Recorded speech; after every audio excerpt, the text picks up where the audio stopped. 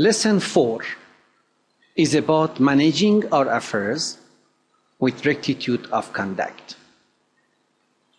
This is the first moral capability we take up in this module. In the subsequent lessons, we focus on other moral capabilities which are required for one's personal life and effective social action in any field. You will see that each lesson is designed around the 5 pillars of capability building. As you know, these 5 pillars are clarifying concepts and developing right attitudes, spiritual and moral qualities, and skills with relevant information. What does rectitude of conduct mean to you? You may have different answers, but one idea about rectitude of conduct is walking the straight path. This idea is very familiar in different traditions. This is actually an image that can help us understand better the concept of uprightness and rectitude of conduct. To walk the straight path, one should be able to see the path. It's evident that the existence of light is required so that we can see the path. This light is the light of truth. But where does the light of truth come from? It comes from a number of shining lamps. Among them, the most important are the lamps of principles. But what are principles? Principles are the laws that govern material and spiritual existence. They are the laws according to which the universe is built. Therefore, to live an upright life, one needs to follow such moral principles.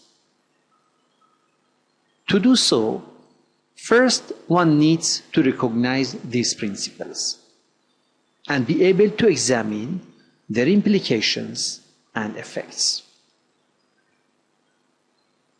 Going back to the image of walking the straight path, although this path is illumined by the light of truth, we cannot see the path if we are blinded by the veils of prejudice. We can tear apart these veils by the sword of justice. Then only we can see the light of truth through our own eyes. Besides justice, there are a number of other qualities that are necessary to manage our life with uprightness and rectitude of conduct. These qualities include truthfulness, sincerity, honesty, fidelity, and fair-mindedness. They provide the foundation of our moral capabilities. But on the top of them, we also need to practice such attitudes that make it possible for us to walk the straight path. There are also a number of skills and abilities which are essential to manage our life with rectitude. 2 of these skills are taken up in this lesson. One is recognize truth and distinguish it from falsehood. And the second is to avoid situations that may seem innocent but can move us away from the straight path. It is only when we possess all these qualities, attitudes, and skills that we become worthy of the trust of others. That is, we become trustworthy. This is the first fruit of managing our affairs with rectitude and the most essential condition for the existence of society and ultimately achieving the prosperity of humankind. Guard the Treasure is the third cooperative game described here. The objective of this game is to exercise and experience how difficult life could be without trustworthiness. Each group should not exceed 6 participants. At the end of the game, some questions have been provided which will have to be discussed among the group members. Please refer to the game procedure for details.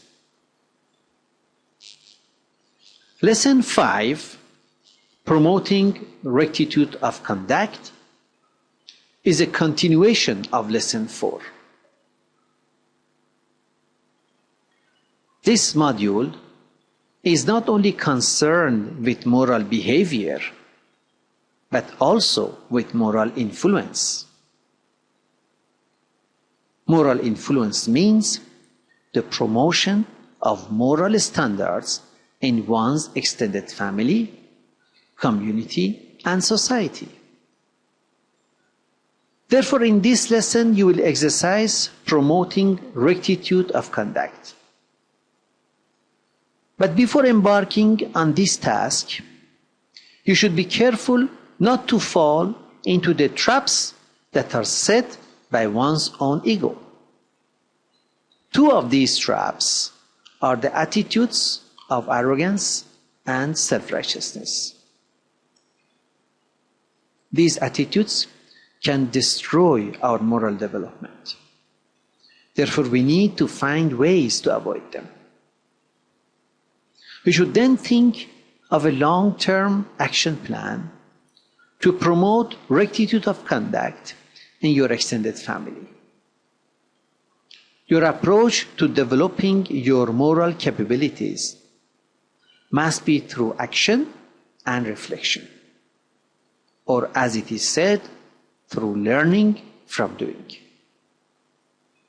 For that reason, you are not expected to prepare a detailed action plan, but to think of the kinds of activities that you can carry out and from which you can learn. Of course, you carry out these activities with humility and with an attitude of service. In this way, you can gradually develop in yourself the capability of promoting rectitude of conduct.